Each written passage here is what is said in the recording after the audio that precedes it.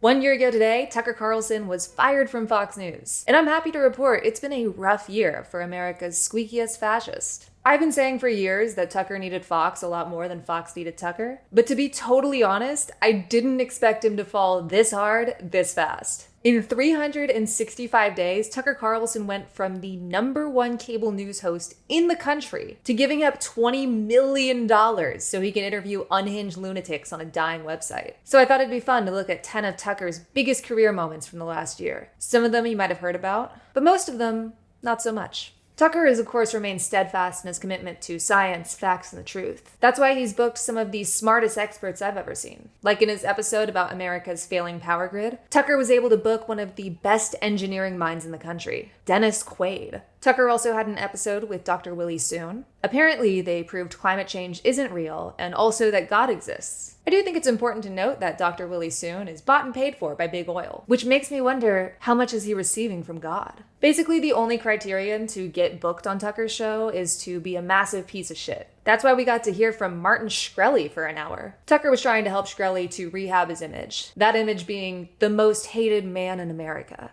Now, as a quick refresher, because this happened 10 years ago, making me question my own mortality, Martin Shkreli obtained the manufacturing license for an anti-parasitic drug and raised the price from $13 to $750. 2 years after that, he was convicted of completely unrelated securities fraud, and he got out of jail 2 years ago. He was able to defend all of that on Tucker's show, and I gotta say, thank God we got to hear Martin Shkreli's side of the story. I'm just gonna read the title of the Marjorie Taylor Greene episode. I feel like it captures the essence pretty well. You think elected Republicans in Washington are craven frauds who'd sell your children for a steak dinner at the French Laundry? Actually, says Marjorie Taylor Greene, it's worse than that. It's really clear that Fox was editing a lot of his work. I do think it's important we talk about Tucker's merch. Now, his site has 6 pieces of official merch. 3 are just hats. 2 are Tucker Carlson Kid Rock collab shirts. And the last tee has the TCN logo above the words "not controlled" printed on what is supposed to look like a Zyn container. Yeah, like the little nicotine pouches. I still don't know the thought process behind this, but Tucker sat down with Kevin Spacey for Spacey's annual Post-Me Too Christmas Eve video. If you haven't watched any of these, they're incredibly creepy. Spacey pretends to be his character on House of Cards, a show that hasn't aired in over 6 years. And it was just a really weird time.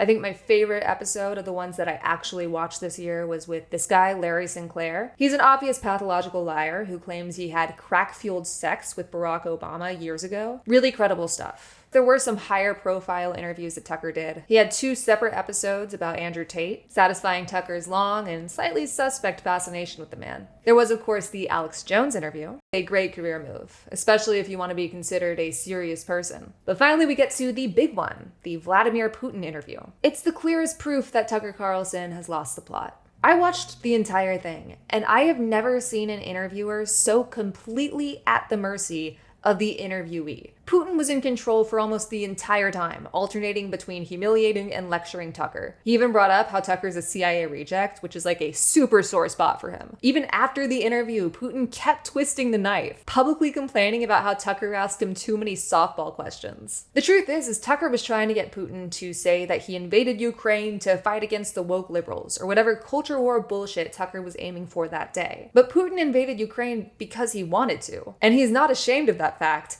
He said it directly to Tucker's face. So unless his goal was to lose the last shred of legitimacy he had, the Putin interview was the final nail in Tucker's has-been coffin. It's impossible to overstate how influential Tucker was as a Fox News host. His time slot was the most watched cable news show in the country. He was the conductor of the Fox Orchestra, and by extension, the GOP. In case you forgot, Tucker held the House speakership hostage last year, forcing 15 votes until Kevin McCarthy caved to Tucker's personal demands. Tucker's words have been echoed by fascist world leaders, mass shooter manifestos, and extreme right-wing legislation. He was one of the most powerful men in America.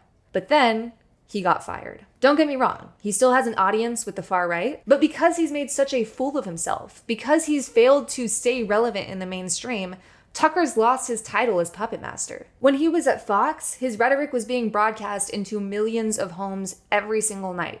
And that is why he was so dangerous. There are a million right-wing cranks online. But there was only one Tucker Carlson. We still don't know why Tucker was fired. There are so many rumors, from a sexual harassment lawsuit to a handshake deal with Dominion. I don't really think it's worth speculating about, though. I think we should just be grateful that he got fired in the first place.